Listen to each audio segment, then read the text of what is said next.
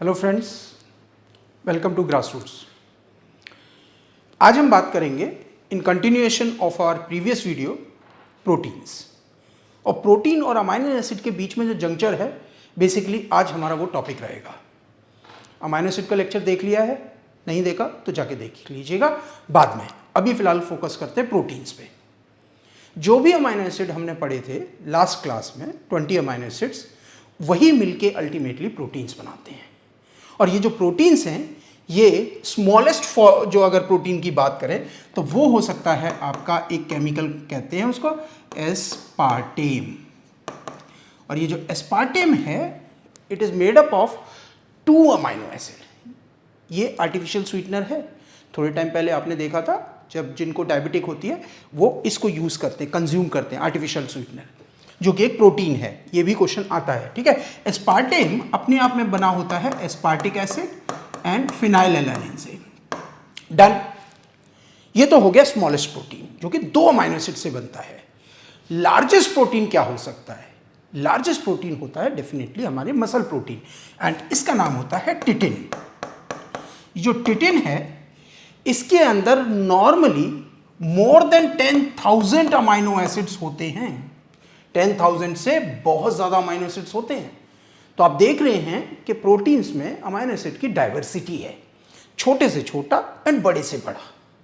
और इसीलिए इन प्रोटीन्स का मॉलिक्यूलर वेट भी डिफरेंट हो जाएगा।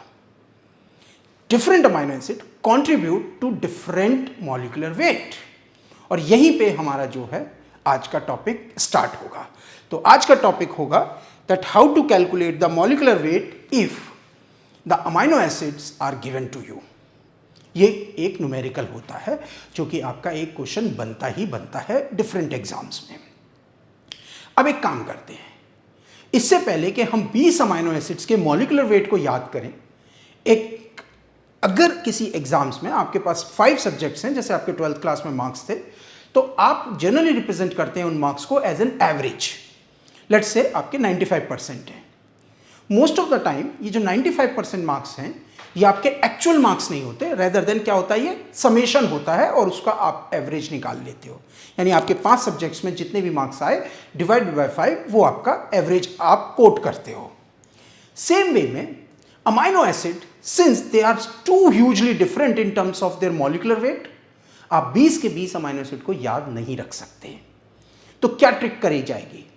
What you can do, you can sum up the molecular weight of all amino acid, यानी कि आप सारे के सारे अमाइनो एसिड n = 20 ले लीजिए और उनको डिवाइड कर दीजिए उनके मॉलिक्यूलर वेट को 20 से, ठीक है।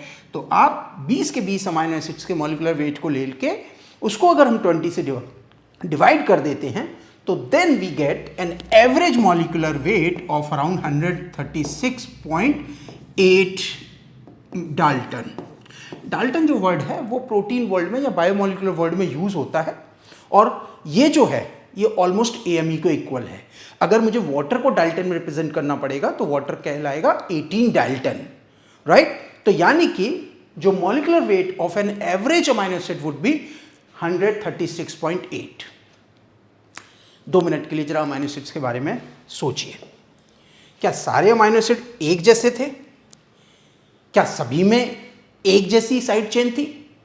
एक टिपिकल अमाइनो एसिड होता क्या है? एक typical amino acid has a C alpha carbon and it has got attached the carboxylic group, it has got attached an amino group, and then it has got attached a hydrogen. जितने भी 20 amino acids होते हैं, सभी के अंदर ये 3 चीजें जो हैं वो कॉमन होती हैं। They are not different except proline. Proline में थोड़ा सा चेंज है। चेंज कहाँ होता है अमाइनो एसिड्स में? अमाइनो एसिड्स में चेंज होता है इनके R ग्रुप में, यानी साइड चेन में। ये साइड चेन सिंपल भी हो सकती है, लाइक ग्लाइसिन, हाइड्रोजन, एलानिन, जहाँ पे CH3, या फिर एक कॉम्प्लिकेटेड स्ट्रक्चर भी हो सकती है, जैसे कि हम देखते हैं आर्जिनिन, लाइसिन या ट्रिप्टोफान में, एक बल्की ग्रुप्स। यानी कि amino acid could be as smaller as glycine or alanine and as bigger or voluminous as tryptophan or arginine। तो कहने का पर्पस ये है कि जब हम वो एवरेज कैलकुलेट कर रहे थे 136.8 Dalton for an average amino acid, क्या वो जस्टिफाई करता है एक ग्लाइसिन के लिए या ट्रिप्टोफान के लिए?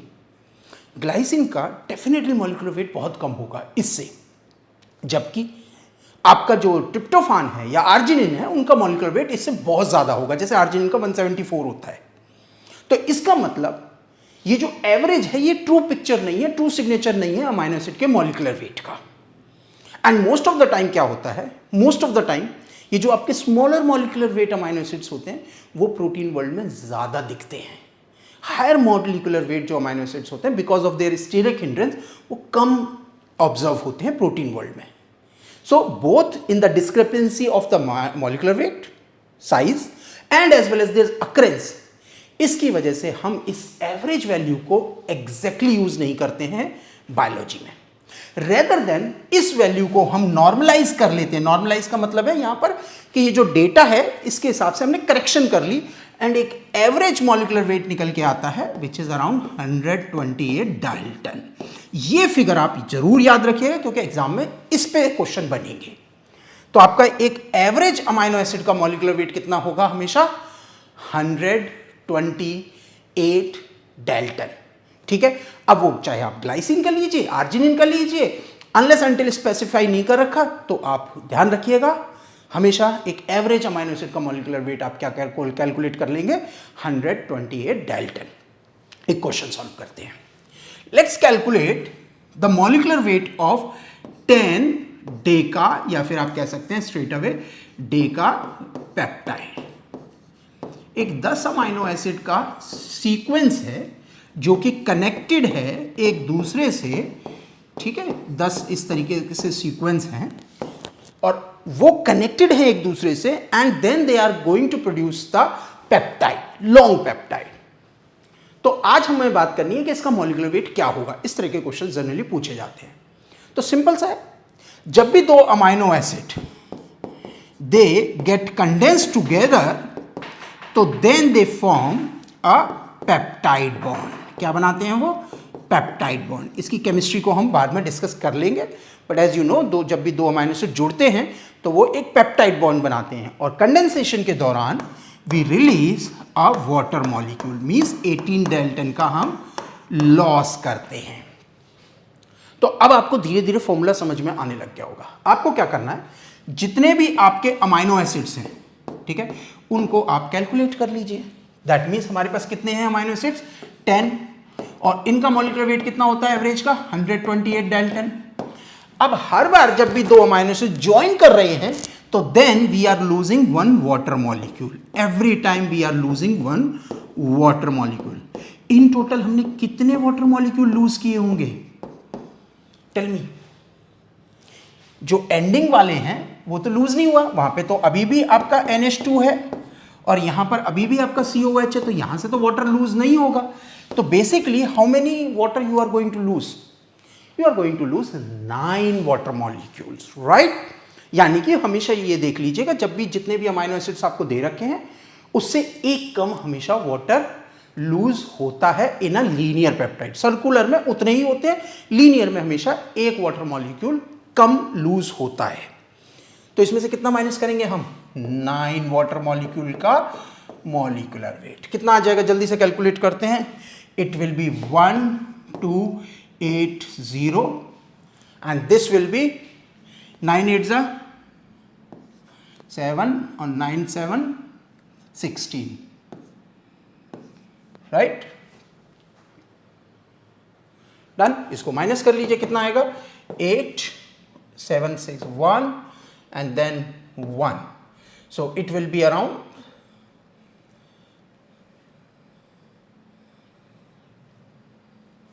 1118 डाल्टन, करेक्ट।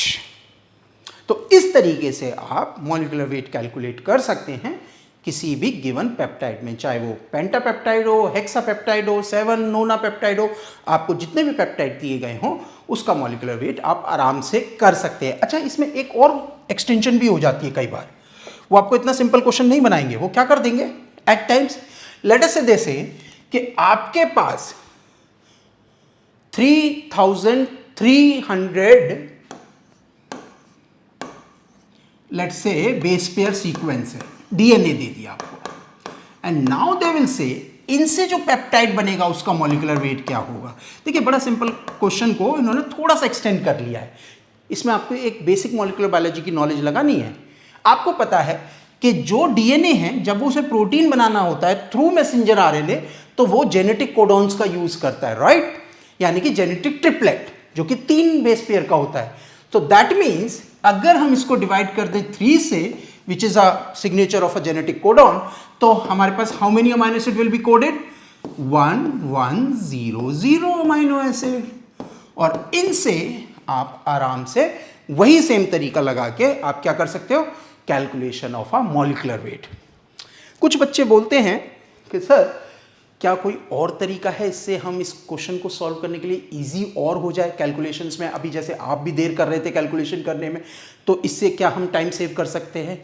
यस, एक और तरीका हम कर सकते हैं। वो क्या? लेट अस से हमें मालूम है जब जब amino acid they will join together तो वो वाटर तो निकालेगा, यानी कि 2 अमाइनो एसिड जब भी ज्वाइन करेंगे वाटर निकालेंगे, 18 डेल्टन का लॉस होगा ही होगा। क्यों ना हम एक काम करते हैं, ये जो 128 फिगर है इसमें से ऑलरेडी 18 माइनस करके रखते हैं, यानी 110। वाटर का जो रिलीज है उसको हमने पहले से ही निगलेक्ट कर दीजिए।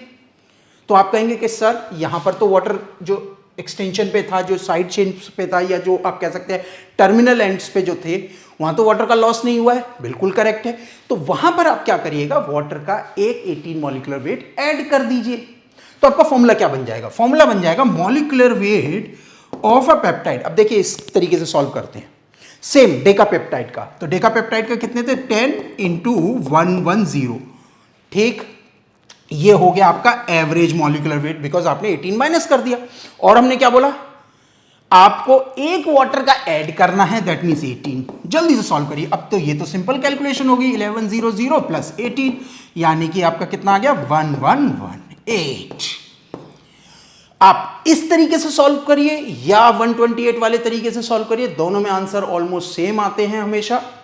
फ्रैक्शंस में थोड़ा बहुत डिफरेंट कर सकते हैं आप, बट आंसर सेम आएगा। तो हम बिलीव करते हैं कि इस तरीके से आप टाइम सेव कर सकते हो। आप 1110, बट याद क्या रखना है? ये 18 प्लस जरूर करना है, ठीक है। और उस केस में हमें क्या करना है? एक वाटर का कम मॉलिक्यूलर वेट डिड्यूस करना है 128 इफ वी आर यूजिंग। चलो हम आपको अब एक क्वेश्चन देते हैं, उसको आप सॉल्व करिए। Calculate the molecular weight of a penta peptide which is a linear. ठीक है, चलिए कैलकुलेट करते हैं। इस वाले तरीके से करें सॉल्व। तो 110 इंटू 5 प्लस 18 कितना हो गया? ये 550 plus 18, that means how much? 865। Simple. Pentapeptide था आपका, 110 से इंटू 5 कर दिया हमने और उसमें 18 प्लस कर दिया, तो ये हो गया आपका 568 डेल्टन। डन। अगर हम इस क्वेश्चन को बोलते हैं कि pentapeptide but it is a circular, ठीक है, तो अगर हमें इसे सर्कुलर बनाना है तो क्या होगा? तब आपको याद करिए, आपका जो है मॉलिक्यूल कैसा हो गया? सर्कुलर। अब अगर सर्कुलर है तो you have lost one extra water molecule, जो कि हमारा प्रिजर्व होता है किसमें? लीनियर में। यानी कि ऐसे केसेस में अगर सर्कुलर दे रखा है तो आपके उतने ही वाटर मॉलिक्यूल लूज होंगे जितने कि आपके अमाइनो एसिड्स हैं। यानी कि ये फॉर्मूला क्या हो जाएगा? 110 इंटू 5, यहां पे 18 प्लस नहीं होगा, राइट? तो ये हो गया आपका 550 डेल्टन। होप इस तरीके के क्वेश्चन आप अच्छे से सॉल्व कर सकते हैं।